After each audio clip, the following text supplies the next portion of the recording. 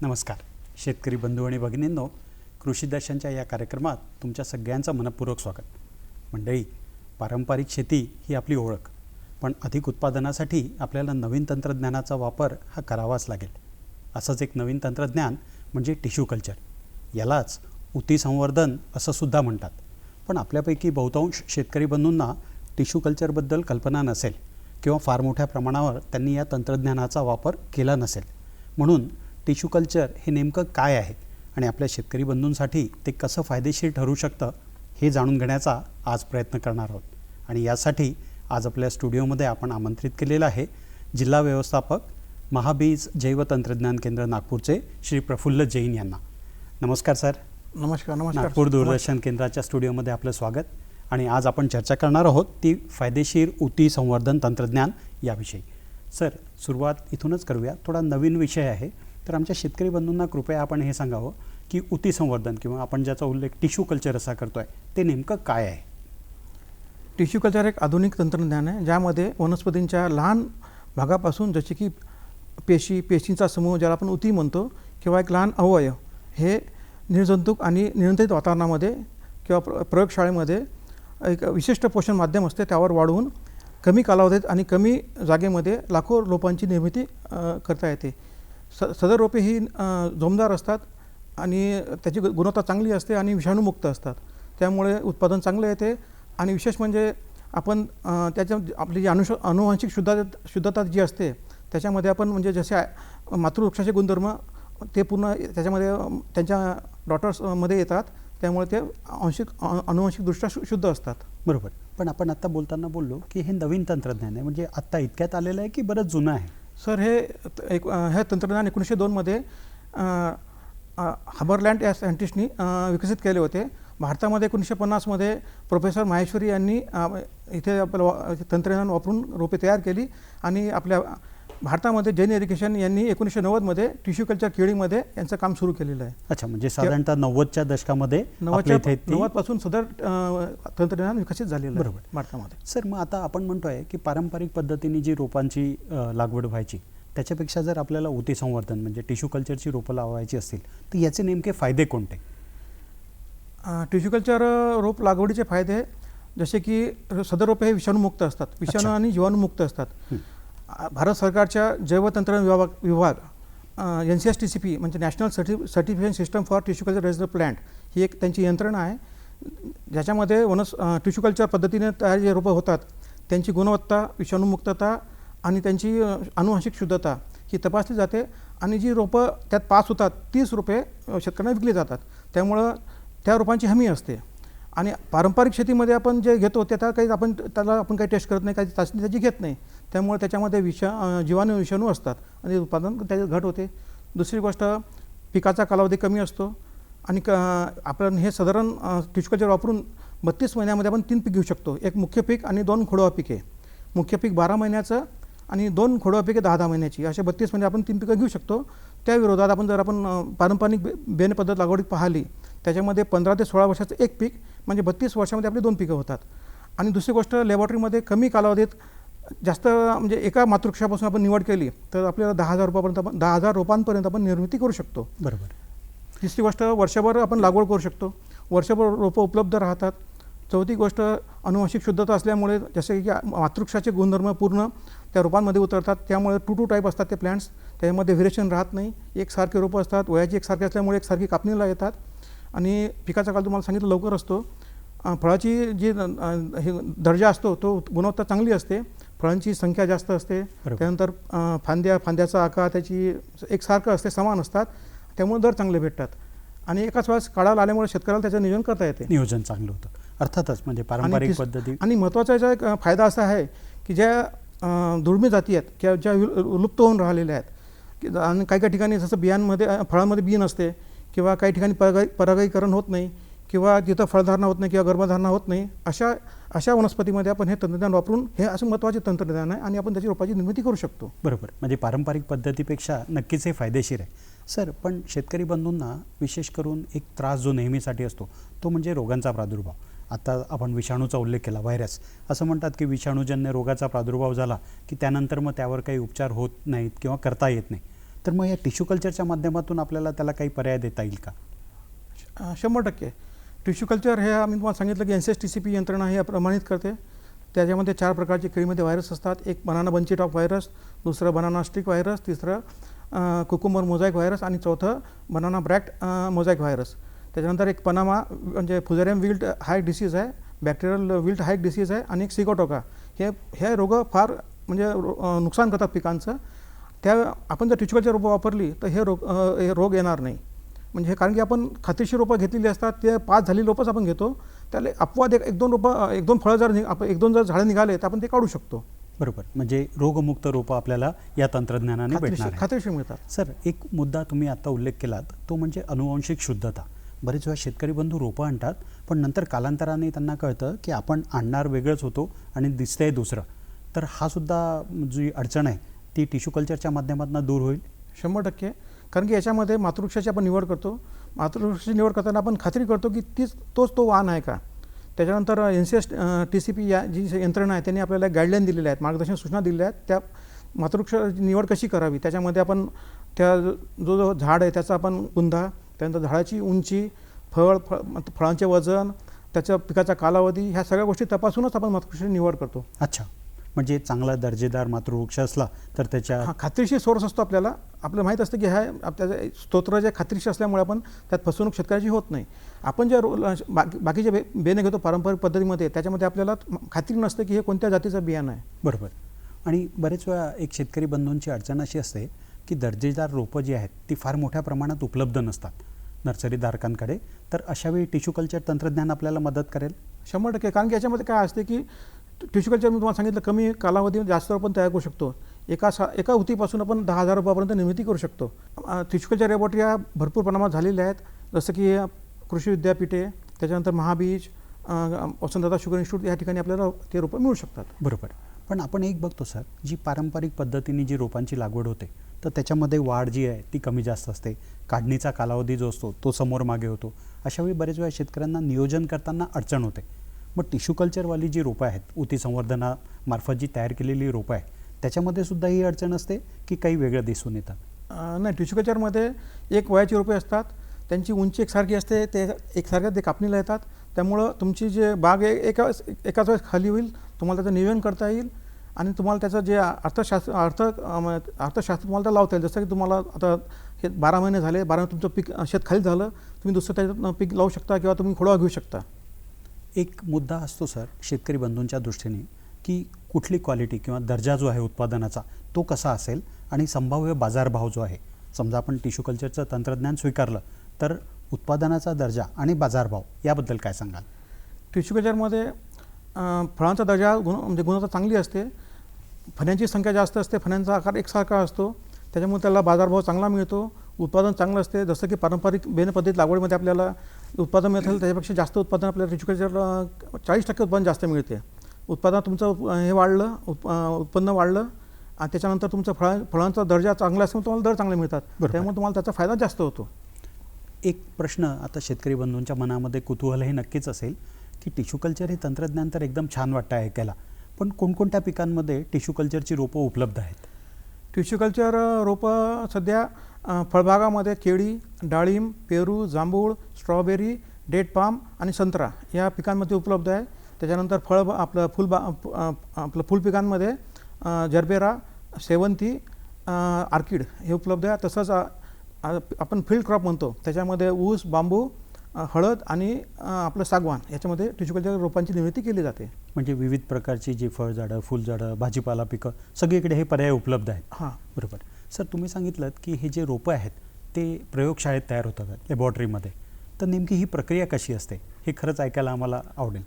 याच्यामध्ये आपण सुरुवात करतो सर्वात प्रथम मातृवृक्षांची निवड, जिथून आपल्याला सुरुवात करायची आहे. आपला सुरुवात चांगली असेल, सोर्स चांगला असेल तर आपली येणारे उत्पन्न चांगलं होईल, प्रोजेनी चांगली राहील. त्यामुळे मातृवृक्षाची निवड हा महत्त्वाचा त्यात घटक असतो. मातृवृक्षांची निवड करताना आपण तुम्हाला सांगितलं आपण सोर्स पहिले पाहतो, ते शेतकऱ्यांचं कोणतं बियाणं आहे, त्यांनी कोणतं लावलं, त्याच्यानंतर त्यांचे जे NCS-TCP यांनी काही मानक दिलेले आहेत निवड करताना. झाडाचा बुंदा, झाडाची हाईट, फळांची संख्या, त्याच्यानंतर फण्यांची संख्या, त्याच्यानंतर त्याचा कापणीचा कालावधी आणि सदर रोपे महत्त्वाची म्हणजे रोगमुक्त आहेत का. कारण की रोगमुक्त असणे आणि हे आपण केव्हा पाहतो, जेव्हा ते घडावर असतात. झाड घडावर जेव्हा असतो ते आपल्याला त्याचे पिक्चर क्लॅरिटी क्लिअर येते. बरोबर. तेव्हा आपण घडं सिलेक्ट करतो, ते आपण त्याला आपण झाडं सिलेक्ट करतो, पण ते आपण त्याचे म्हणजे पील कापत नाही. आपण पील म्हणा किंवा बेने म्हणा ते आपण कापत नाही, कारण की आपण जेव्हा काढले तर ते झाड पडू शकते, म्हणून त्यावेळेस आपण त्याला टॅगिंग करतो. टॅगिंग केल्यानंतर जेव्हा शेतकरी त्याचे घड कापून शेत मोकळं करते तेव्हा आपण त्याचे पिलं काढतो. पिलं काढल्यानंतर त्याला साधारणतः 500 ते 700-800 ग्रॅम वजनाची पिलं असतात. ती निरोगी पिलं आपण घेतो आणि त्याला लॅबॉरेटरीमध्ये आणतो. लॅबॉरेटरीमध्ये आणल्यानंतर त्याला आपण पहिले बाहेर त्याला आपण मातीमध्ये भरलेले असतात, त्याच्यात तुमचे विषाणू जीवाणू असतात, ते कीड असते, ते आपण त्याला धुवून घेतो. त्याच्यानंतर त्याला आपण बुरशीनाशक प्रक्रिया आणि डिटर्जंट त्याला आपण साफ करतो. नंतर त्याला आपण म्हणजे त्याला कट करतो, त्याचा लहान भाग घेतो. त्यानंतर आपण पुन्हा त्याला लॅबॉरेटरीमध्ये आणतो, त्याला आपण निर्जंतुक करतो. त्याच्यामध्ये सोडियम आपलं HgCl2 हे केमिकल असते, त्याच्यामध्ये आपण त्याला निर्जंतुक करून त्याला 5 सेंटीमीटर असं आपण क्यूब तयार करतो आणि ते आपण तो पोर्शन जो आहे त्याला आपण मेरिस्टेमेटिक टिश्यू म्हणतो किंवा त्याला आपण मराठीमध्ये एक्सप्लांट म्हणतो.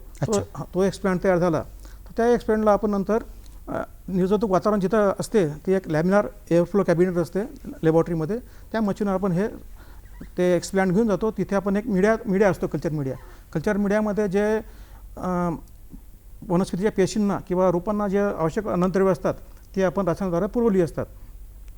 हा जो सदर कल्चर मीडिया आहे त्याला आपण संवर्धक माध्यम म्हणतो. हे 1962मध्ये मुरासिंगे आणि स्कूप यांनी हा मीडिया विकसित केला होता. सदर मीडियामध्ये जी रसायने आवश्यक असतात झाडांच्या वाढीमध्ये, जमिनीवर जे सूक्ष्म अन्नद्रव्य असतात ती अन्नद्रव्य आपण पुरवतो. त्यामध्ये 6 भागात आपण त्याचं आपण हे करू. 6 भागात पहिला भाग तुमचा अन्नद्रव्य, त्याच्यामध्ये मुख्य पोषक अन्नद्रव्य, त्याच्यामध्ये जे NPK nitrogen, potassium, phosphorus, calcium, magnesium, sulphur. दुसरा भाग सूक्ष्म अन्नद्रव्य लागणारी पोषण अन्नद्रव्य, त्याच्यामध्ये कोबाल्ट, झिंक, मॅंगनीज, कोबाल्ट, त्याच्यानंतर आपलं मॉलिब्डेनम आणि फेरस हे आपण पुरवतो. तिसरा टप्पा आपल्याला आपण घेतो कार्बन सोर्स, त्याच्यामध्ये कार्बन सोर्समध्ये आपण साखर वापरतो. बरोबर. चौथा टप्पा जीवनसत्वे लागतात ते आपल्याला, त्याच्यामध्ये निकोटिनिक ॲसिड, पायरिडॉक्झिन हे आपण वापरतो. चौथा टप्पा आपला त्याच्यामध्ये आपण वापरतो प्लांट ग्रोथ रेग्युलेटर म्हणतो त्याला. ओके. तर ते वापरतो. त्याच्यामध्ये जसं आपल्याला उतीपासून आपल्याला फुटवे आणि कोंब विकसित करायचे, ते आपण त्याच्यामध्ये सायटोकाइनिन नावाचा आपण एक रसायन वापरतो. तो आपण BAP या नावाचा आपण घटक वापरतो. आणि आपल्याला जर मुळे विकसित करायची असली तर आपण ऑक्सिन हा वापरतो, केमिकल वापरतो. तर अशा पद्धतीने रोपं प्रयोगशाळेत तो झाला मीडिया तयार होतं. त्याच्यानंतर सर, ही चर्चा आपण पुढेही अशीच चालू ठेवणार आहोत, पण तुर्तास वेळ झाली आहे ती एक छोटीशी विश्रांती घेण्याची. मंडळी, कुठेही जाऊ नका, बघत राहा कृषी दर्शन.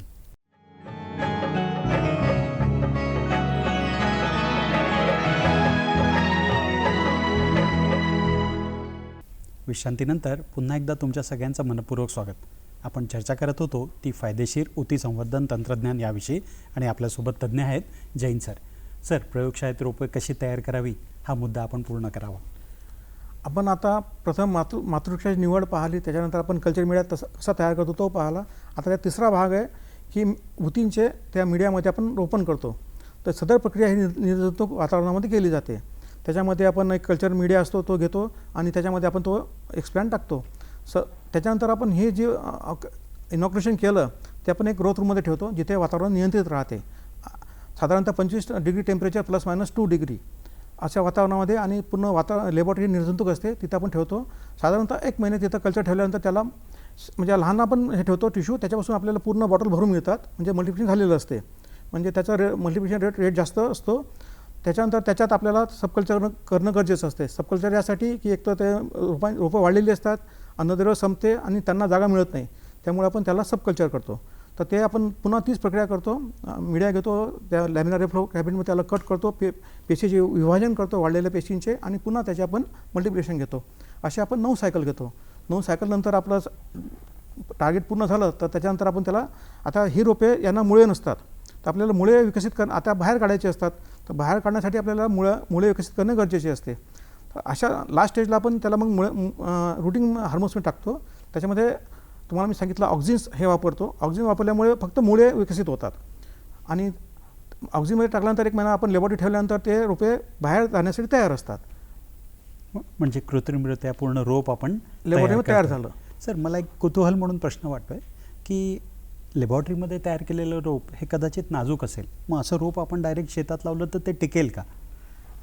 नाही, हे लॅबोरेटरीमध्ये रोपं तयार होतात ते हे एकदम इन्सेंटिव्ह केअरमध्ये होतात. अच्छा. निर्जंतुक वातावरण असते, त्यांचं सगळं नियंत्रित असते, वातावरण नियंत्रित असते. बाहेर परिस्थिती उलटी असते, नैसर्गिक वातावरण असते, तिथे रोगराई, त्याच्यानंतर आपलं वातावरण, मातीचा बदल हे त्याला सहन होत नाही, त्यामुळे रोपे मरतात, ती साधारणतः जगत नाही. त्याकरता एक हार्डनिंग प्रोसेस असते. आपण त्याला कठोरता किंवा रोपं टर्न करण्याची प्रक्रिया म्हणू शकतो. अच्छा. हार्डनिंगमध्ये 2 टप्पे असतात. हार्डनिंग म्हणजे पहिले काय, तर त्याच्यामध्ये प्रयोगशाळेतील नाजूक वातावरणात तयार झालेली रोपे बाहेरच्या वातावरणात, नैसर्गिक वातावरणात जगण्यासाठी त्यांना सक्षम करण्याची प्रक्रिया आपण याला हार्डनिंग म्हणतो. अच्छा. तर हार्डनिंगमध्ये 2 स्टेजेस आहेत, एक प्रायमरी हार्डनिंग आणि दुसरं सेकंडरी हार्डनिंग. आपण जसं आता आपण याच्यातून डायरेक्ट बाहेर पडत नाही, आपण थोडंसं बाहेर एका चेंबरमध्ये थांबतो, नंतर पण बाहेर जातो. तसं सेम रोपं आपण डायरेक्ट बाहेर काढत नाही लॅबोरेटरीतून. आपण 24 तास रोपे एक नॉर्मल टेम्परेचरला ठेवतो, त्यानंतर आपण ती रोपे लॅबच्या बाहेर काढतो. लॅबच्या बाहेर काढल्यानंतर पहिली स्टेज असते प्रायमरी हार्डनिंग, त्याला आपण प्राथमिक कठोरता म्हणू. त्याच्यामध्ये ही सदर प्रक्रिया ग्रीनहाऊसमध्ये केली जाते. तिथे तुमचा डायरेक्ट सूर्यप्रकाश राहत नाही आणि आर्द्रता जास्त राहते. आपण लॅबोरेटरीतून आलेली जे रोपं असतात बॉटलमधली ते बाहेर काढतो, त्याला आपण धुतो, कारण की त्याच्यामध्ये मीडिया असतो आणि लागलेला असतो, ते चिकट असते. ते पूर्ण साफ करून त्याला आपण एक बाविस्टीन नावाचं केमिकल असते फंजीसाईड, त्याला डुबून ते रोपे आपण प्रोट्रेमध्ये कोकोपीट याच्यात लावतो. कोकोपीट हे भुसभुशीत असल्याने रोपे लवकर वाढतात आणि आपल्या बाहेरच्या वातावरणात लवकर जुळून घेतात आणि लवकर स्थिर होतात. तर साधारणतः 1 महिना तिथे ठेवल्यानंतर आपण ही रोपे तयार होतात सेकंड हार्डनिंगसाठी. सेकंड हार्डनिंगमध्ये आपण काय करतो की पॉलीबॅगमध्ये ती रोपं ट्रान्सफर करतो. पॉलीबॅगमध्ये माती असते. आता हा कोकोपीट प्रायमरीमध्ये कोकोपीट वापरलं, सेकंडरीमध्ये माती आणि 3 भाग माती आणि 1 भाग शेणखत, किंवा 2 भाग तुमचं गांडूळ खत आणि 2 भाग कोकोपीट, असं आपण तो मीडिया तयार करतो आणि त्याच्यामध्ये आपण ती रोपे लावतो. आणि त्याच्यामध्ये डायरेक्ट सूर्यप्रकाश मिळतो आणि त्याच्यात ह्युमिडिटी जे असते, आर्द्रता कमी असते. म्हणजे आपण आज कम्पेअर टू आपण हा पाहिलं प्राथमिकमध्ये, त्याच्यामध्ये आपण थोडंसं त्याला कठोर करतो, त्याला वातावरण थोडं हे करतो. अशा वातावरणामध्ये ही रोपे आपल्या बाहेरील मातीतील आणि वातावरणात जो फरक आहे त्यात ते जुळून घेतात आणि ते सक्षम बनतात.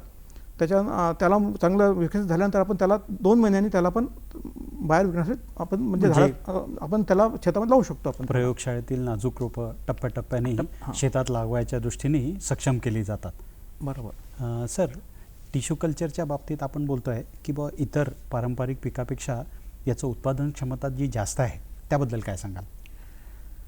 पहिला मुद्दा आपला की सदर रोपे हे विषाणू आणि जीवाणुमुक्त असतात, त्यामुळं तुमचं उत्पादन वाढते. दुसरं, हे अनुवांशिक शुद्ध असल्यामुळे त्याची शुद्धता म्हणजे उत्पादन वाढण्याची हमी असते. तिसरं, एकसारखी कापणी येते, एकसारखी उत्पादन आपलं एकसारखा कापणी झाल्यामुळे तुम्ही एकाच वेळी शकता, तुम्हाला चांगला बाजारभाव भेटू शकतो. फळाची गुणवत्ता चांगली असल्यामुळे त्याला चांगले मार्केट दर येतात.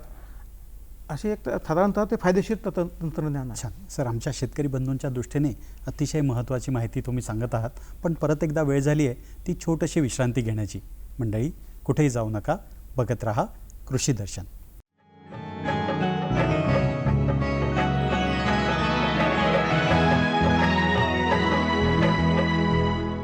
विश्रांतीनंतर पुन्हा एकदा तुमच्या सगळ्यांचं मनपूर्वक स्वागत.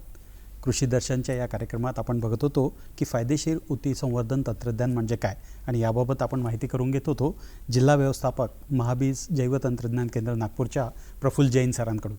सर, आपण मगाशी बोललो की टिश्यू कल्चरची रोपं लागवडीचा जर शेतकरी बंधूंनी विचार केला तर ही रोपांची उपलब्धता कुठे कुठे आहे? सदर रोपे टिश्यू रोपे ही कृषी विद्यापीठे, महाबीज, वसंतदादा शुगर इन्स्टिट्यूट आणि इतर खाजगी कंपन्यांकडे उपलब्ध आहेत. महाराष्ट्रामध्ये टिश्यू कल्चर निर्मिती करणारी जवळपास 50 प्रयोगशाळा आहेत. त्याने आपल्याला रोपं उपलब्ध म्हणजे रोपांची निर्मिती केल्या जाते. मला असं वाटतं की जे रोपं प्रयोगशाळेत तयार झालेत तर ते सर्वसामान्य रोपांपेक्षा महागच असतील. तर याचा तुलनात्मक अभ्यास आणि मग याचा पुढे काही वेगळा फायदा दिसतो का आपल्याला? रोपे टिश्यू कल्चरची महाग आहे, फक्त तुम्हाला रोपांची किंमत महाग आहे. बाकीचे फायदे ते भरपूर आहेत. आपण टिश्यू कल्चर रोपांची म्हणजे खर्च काढला तर उत्पन्न आपल्याला जास्त मिळतो. साधारणतः एका एकरमध्ये 1750 झाडं लागतात.